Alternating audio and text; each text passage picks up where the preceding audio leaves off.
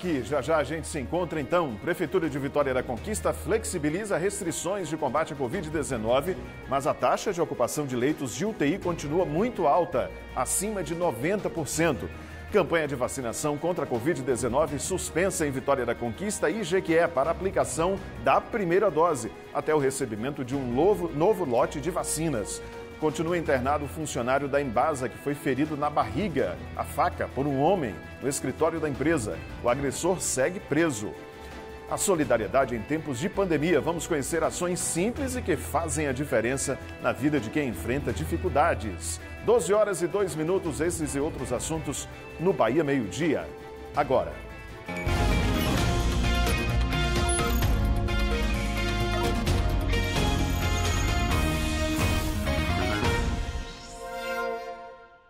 Doze e 3, obrigado pela audiência, bem-vindo ao Bahia Meio-Dia Regional. Em pleno século XXI, ainda existem muitas pessoas que vivem sem energia elétrica em casa. Não podem ligar eletrodomésticos e à noite fica todo mundo à luz de velas. É a situação de moradores do povoado de Riachinho, na região do distrito de Inhobim, em Vitória da Conquista. Segundo o pessoal, há 2 anos, técnicos da Coelba estiveram no local, mediram tudo, disseram que a energia seria instalada e claro que todo mundo ficou muito feliz. Teve gente que comprou eletrodoméstico, geladeira, mas está tudo desligado até hoje. A energia que é bom, até agora nada. Estamos no povoado de Riachinho, a aproximadamente 60 quilômetros de Vitória da Conquista. Essa região é ao lado do distrito de Inhobim. Aqui, mais de 12 famílias não têm energia elétrica. E essa é a realidade para boa parte dos moradores. Quando anoitece, apenas a luz das velas ilumina. Dona Rita vive essa situação há quase 16 anos. De noite tem que dormir cedo, não pode ver nada. A luz só mesmo para iluminar, para poder fazer as coisas, né? Fazer a janta. Segundo Dona Rita, são gastos mais de R$50 por mês em velas. E sem energia elétrica, os eletrodomésticos que ela conseguiu comprar, juntando o dinheiro, ainda não têm utilidade. Tem uma geladeira, tem uma televisão, que desde quando prometeu vir a energia, eu falei, eu vou comprando. Aí eu estava até querendo vender para minha colega. A falta de energia elétrica também tem influenciado no abastecimento de água. Isso porque as famílias aqui do povoado dependem desse poço artesiano. Mas a bomba movida por um gerador à base de combustível estragou. Um caminhão-pipa da prefeitura tem ajudado, mas o ideal mesmo é a eletricidade da Coelba. Segundo os moradores aqui do povoado do Riachinho, os profissionais da Coelba vieram nessa área aqui há pouco mais de 2 anos para conversar com todo mundo e também fazer as marcações. A gente pode ver uma aqui, por exemplo, onde um poste seria instalado. Segundo os moradores, os profissionais disseram que voltariam em 60 dias, mas até hoje isso não aconteceu. Paulino está aqui com a gente, ele é presidente da Associação dos Pequenos Produtores Rurais aqui de Inhobim. Paulino, como é que ficou essa expectativa desses 60 dias? Já chegamos aí a 2 anos. Como eles mediu, ficou todo mundo, os moradores, com aquela esperança grande. Uns comprou televisão, outros comprou geladeira. Naquela esperança, com 60 dias, eles vinham fazer botar a rede de energia para beneficiar os moradores do Riachinho. Pedro está nessa expectativa da chegada da energia elétrica há 4 anos. Antes ele morava em São Paulo, onde juntou dinheiro para investir na própria casa aqui no povoado de Riachinho. Hoje ele virou produtor de leite, como queria, mas sem eletricidade fica bem complicado trabalhar. Fica difícil, porque a gente consegue até tirar, produzir, mas não tem como guardar para poder produzir o queijo, porque se produz em alta escala, não tem para quem vender, não tem como armazenar também. Então essa é a dificuldade nossa. Pedro ainda conseguiu colocar uma placa solar, como outros moradores daqui. Mas se o tempo fecha, como dessa vez, a lâmpada fica acesa pouquíssimo tempo. A internet também depende de energia solar. Além disso, nos dias quentes, não dá para tomar nenhuma água gelada. Nós queremos energia para trabalhar, para o sustento e para manter a família no padrão que é uma coisa que hoje, como você falou, no século XXI, as crianças já crescem, as escolas existem até agora. As escolas estão tudo online. Os nossos aqui estão passando dificuldade porque não tem como fazer o trabalho escolar, porque não tem energia.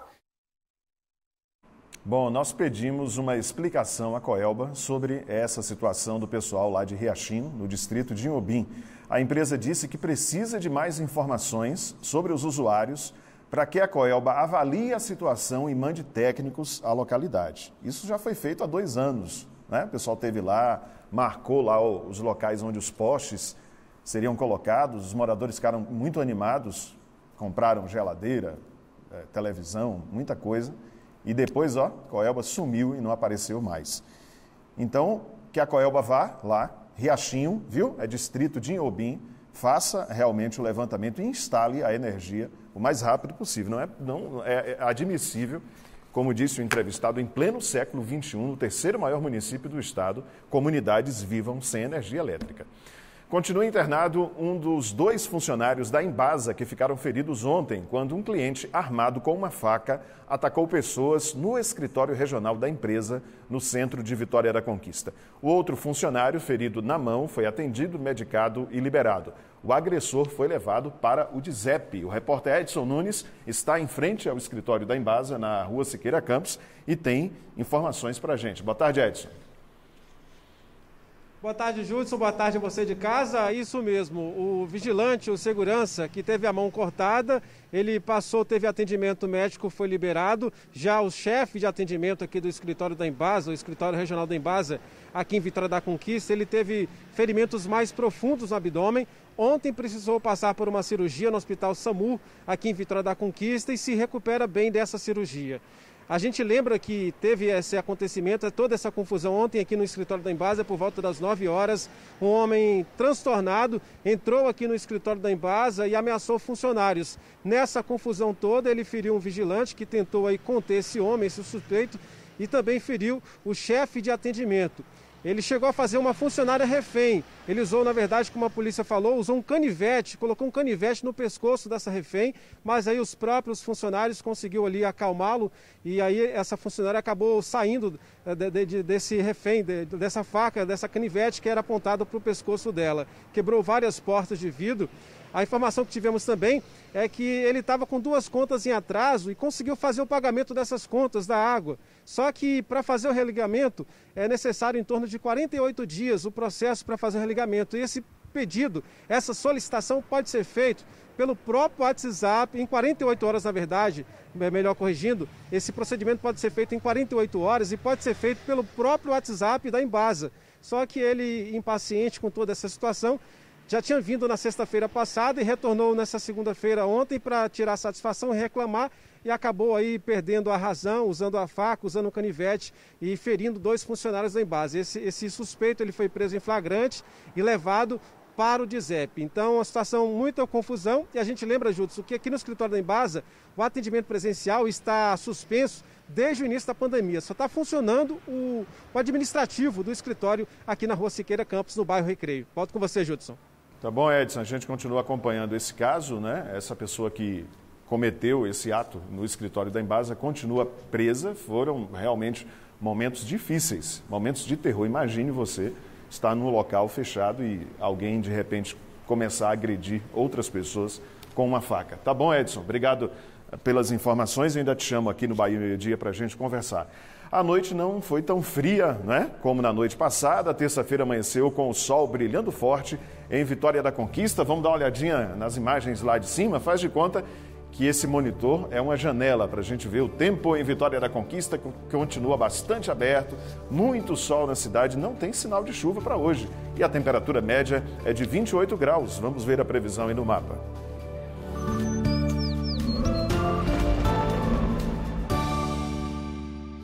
O dia segue com muito sol em Vitória da Conquista, sem previsão de chuva para hoje. A menor temperatura é de 18 graus e a maior de 28.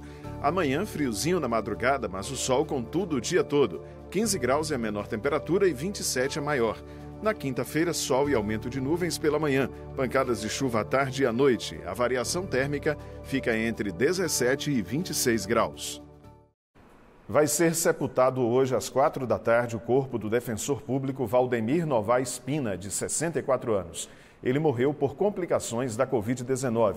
O defensor, que morava em Vitória da Conquista, estava internado há um mês no Hospital Couto Maia, em Salvador. Valdemir era servidor público há cerca de 28 anos. Atuou na comarca de Vitória da Conquista e em cidades como Barra da Estiva e Ibicoara. Valdemir deixa esposa, 2 filhos e uma neta. O enterro vai ser no cemitério Memorial das Acácias.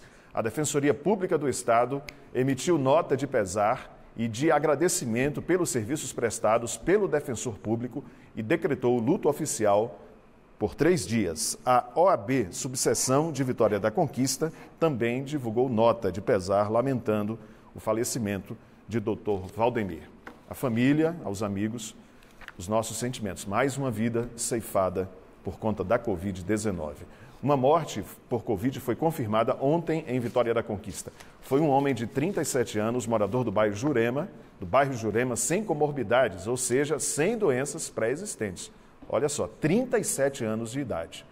E hoje completa 1 ano do registro da primeira morte por Covid em Vitória da Conquista. Foi no dia 13 de abril de 2020, um homem de 69 anos que ficou internado no Hospital São Vicente. Em 1 ano, já são 385 vidas ceifadas pela doença no município. Nas últimas 24 horas, 100 novos casos foram confirmados. 394 pessoas estão em recuperação. A taxa de ocupação de leitos clínicos é de 67,9%, leitos de UTI 95,7%, segundo o boletim divulgado ontem pela Prefeitura. E mesmo com essa taxa tão alta de ocupação de leitos de UTI, a Prefeitura de Vitória da Conquista publicou ontem um decreto flexibilizando as medidas restritivas contra a Covid-19. O toque de recolher passa a ser a partir das 10 horas da noite. Edson, num momento tão difícil como esse da pandemia, é considerado o pior momento da pandemia, com as médias de morte aí nas alturas. Por que a Prefeitura resolveu flexibilizar essas medidas? A taxa de ocupação de leitos também altíssima aqui na cidade, 95%. Pois é, Judson, 95,7% a taxa de ocupação de leitos de UTI aqui na Conquista, a taxa muito alta. E sobre esse frouxamento, digamos, esse relaxamento das medidas restritivas, já que o toque de recolher passa para as 10 da noite, eu converso agora com o secretário municipal de administração e também coordenador do Comitê de Crise aqui de Vitória da Conquista, Cairan Rocha. Coordenador, muito boa tarde para o senhor. Por que do toque de recolher agora às 10 da noite, quando a taxa de ocupação de leitos de UTI chega agora a 95,7%? Boa tarde. Bom, boa tarde a todos. Na verdade, o decreto ontem publicado pelo governo municipal, ele não trata sobre o toque de recolher, né? Ele não institui nenhum horário como horário de toque de recolher, mas sim escalona o funcionamento das atividades em Vitória da Conquista, das atividades econômicas. E a justificativa para que a gente faça isso em um momento que a nossa taxa de ocupação de leitos de UTI está em 95,7% é que desde o início, né, desde o mês de fevereiro, desde quando as medidas restritivas impostas pelo Estado do toque de recolher foram implementadas em Vitória da Conquista, que a gente vem dizendo, tanto nos veículos de comunicação, quanto argumentando, né, junto à Secretaria de Saúde do Estado, quanto ao próprio governo estadual, que essas medidas trariam maiores aglomerações em Vitória da Conquista e isso repercutiria negativamente nos nossos números. E a forma que a gente pode comprovar isso é que no dia 27 de fevereiro, momento anterior ao mês de março, onde se iniciou o toque de recolher de forma mais restritiva, principalmente das 18 horas, a gente tinha uma média de 29 conquistenses internados entre leitos de UTI e leitos clínicos em Vitória da Conquista. Ontem nós fechamos o boletim com 47 pacientes de Vitória da Conquista internados, chegando a ter um pico de 52 pacientes internados durante o mês de março e mantendo uma média hoje de 40,2 pacientes internados em Vitória da Conquista. O que a gente sempre colocou é que o toque de recolher, principalmente o que foi instituído às 18 horas, traria maiores aglomerações e isso aumentaria o ritmo de contágio e o número de infectados no município. Coordenador, houve um diálogo, houve um acordo com o governo do estado sobre esse novo toque de recolher aqui na cidade? Não, na verdade a gente vem tentando o diálogo com o governo durante todo o mês de março, né? O governo marcou algumas reuniões com prefeitos e secretário de saúde da região sudoeste, todas Vitória da Conquista participou, quando não representado pela prefeita, mas representado pelo comitê e pela secretária de saúde municipal. E nós sempre sugerimos essa modificação, inclusive protocolamos um ofício junto à CESAB e à governadoria, né, instituindo esse escalonamento das atividades. Mas nesse momento, né, como a gente levou em consideração a Constituição Federal, seu artigo 30, no inciso 1º, da autonomia do município de decidir sobre o funcionamento das atividades, nós instituímos esse decreto. Como é que fica a partir de agora? Porque a gente lembra que no decreto anterior houve um conflito com o Estado e até o município depois resolveu seguir o que era o decreto estadual.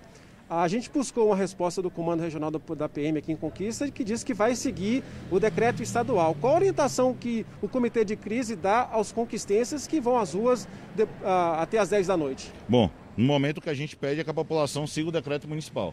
A gente pede que siga o decreto municipal porque a gente entende que esse decreto, nesse momento, é o que é mais efetivo no controle da pandemia. Quando a gente pensa em falar de afrouxamento das medidas, na verdade as medidas não foram afrouxadas. Os protocolos continuam funcionando e o que a gente quer nesse momento é um escalonamento, principalmente para evitar as aglomerações nos supermercados, nos pontos de ônibus e no transporte público do município. Coordenador Judson tem uma pergunta no estúdio. Judson, com você. No final das contas, Edson, a população fica numa sinuca de bico, sem saber a quem seguir. Eu queria que você perguntasse ao coordenador se isso não causa mais confusão nesse momento que a gente precisa simplificar mais as coisas.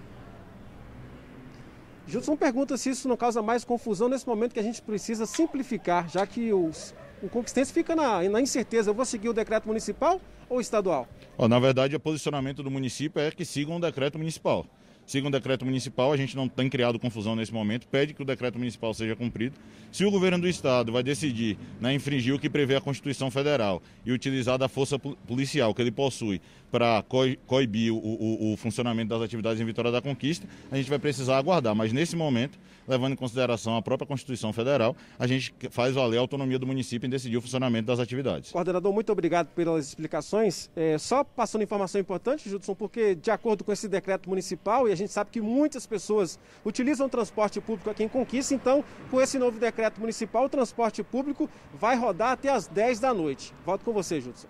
Tá bom, Edson. Obrigado ao coordenador também. Lamentável essa falta de entendimento, né?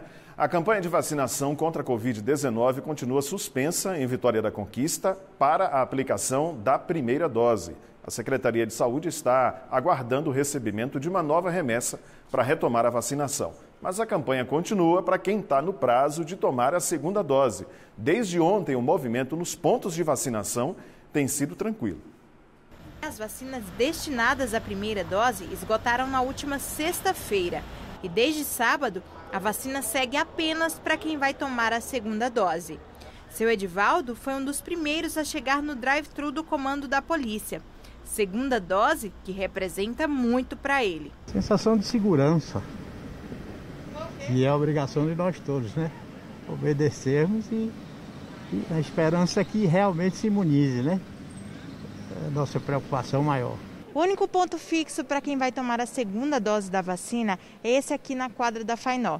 E a gente lembra que para não haver dúvidas no dia da vacinação, é importante ficar atento a essa data aqui, escrita de lápis, no campo da segunda dose. Isso porque o que tem acontecido com frequência é a procura antes do tempo ou muitos dias depois da data agendada no cartão de vacinação. Seu Antônio veio na data certinha. Tá mais tranquilo agora. Um pouco mais tranquilo agora. Agora é. A segunda dose, né? Com fé em Deus, vai dar tudo certo. Até agora, o município recebeu 12.790 doses para aplicação da segunda dose da vacina.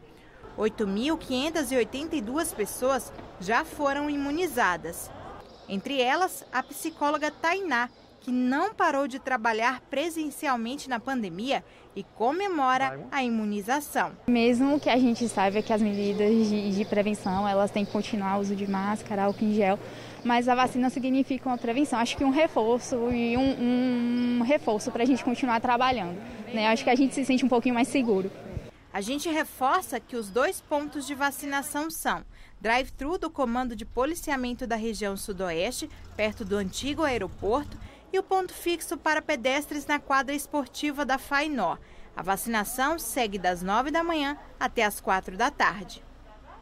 E a Prefeitura divulgou agora há pouco o novo vacinômetro de Vitória da Conquista com dados atualizados até ontem. 44.745 pessoas já receberam a primeira dose da vacina e 9.647 já estão imunizadas com a segunda dose. Então, você que tomou a primeira, pega o cartão, olha, porque a data para você retornar e tomar a segunda dose está marcada lá no cartão, viu? Não pode ficar só com a primeira. São as 2 doses e aí, cerca de 20 dias depois é que você está realmente imunizado contra a Covid-19. Em Jequié, a aplicação da primeira dose da vacina contra a Covid está suspensa temporariamente também até a chegada de novas doses. Mas quem está com a segunda dose agendada no cartão deve comparecer aos locais para receber a segunda dose, no drive-thru do Valdomirão e no aeroporto, no auditório do antigo Colégio Modelo e no anfiteatro Manuel Sarmento, na UESB. Até o momento, 26.629 pessoas receberam a primeira dose e a segunda dose foi aplicada até o momento em 7.173 pessoas. E em Jequié, uma morte por Covid foi confirmada nas últimas 24 horas. Um homem de 71 anos, morador do Campo do América. Já são 270 mortes em Jequié desde o início da pandemia. 577 pessoas estão em recuperação. Os leitos de UTI estão com 93% de ocupação em Jequié. Segue o tempo firme, sem chuva na região nesta terça-feira. A gente vai conferir aí agora a previsão para Barra do Rocha, Barra do Choça e Rio de Contas.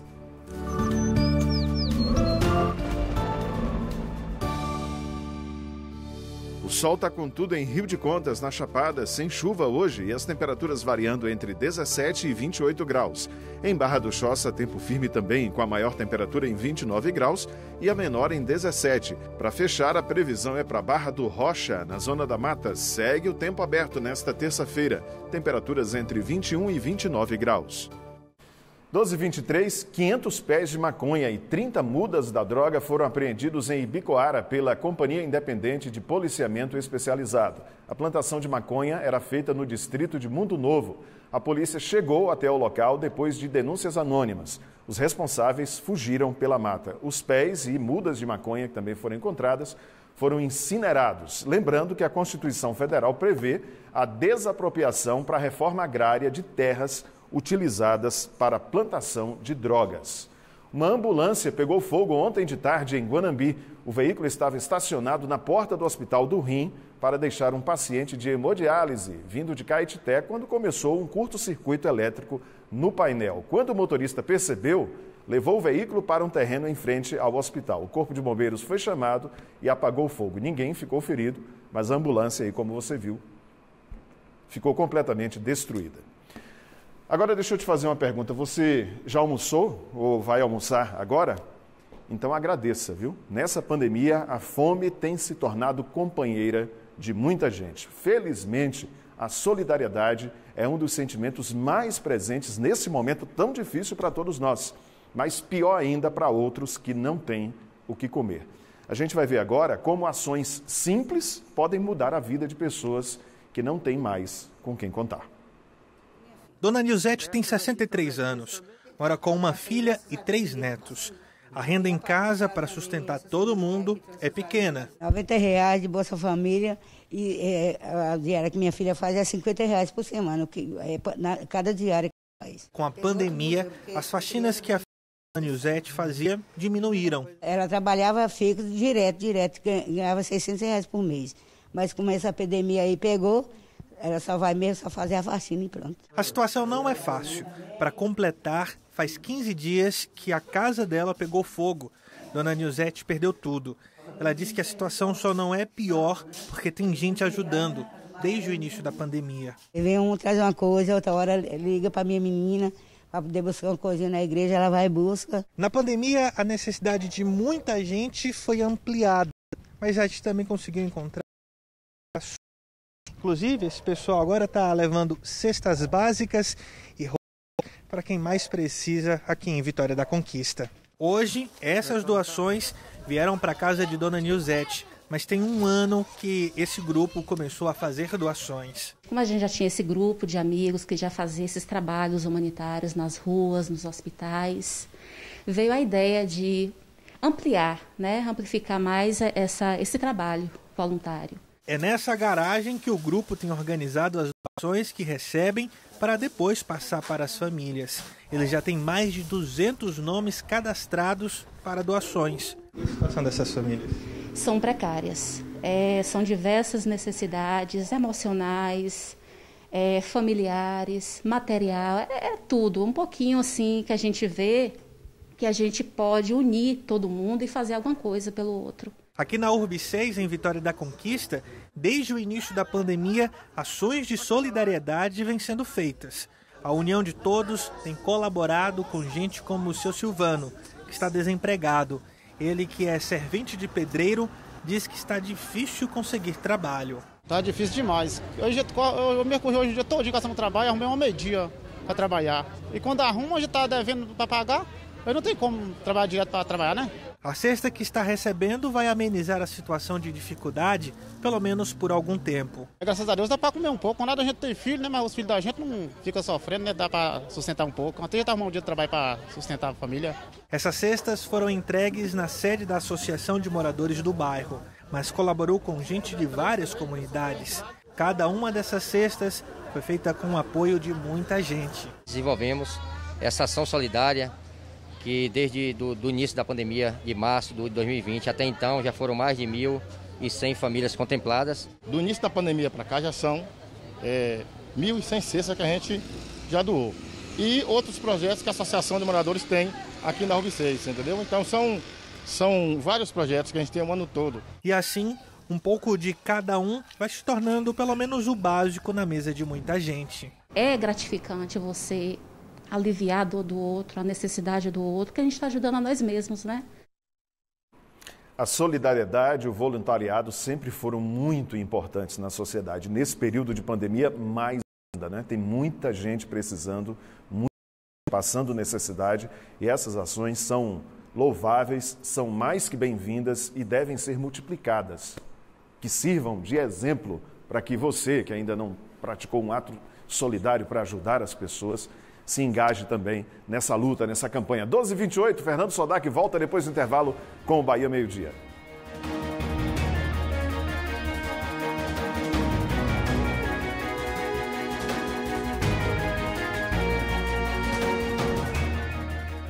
Vem para Top Véu e faça o melhor negócio. Você tem um carro seminovo e quer vender? Seu momento é agora. A Top Véu compra o seu veículo de qualquer marca e o pagamento é à vista. Aqui tem negócio. Vem pra Top Véu Veículos. As obras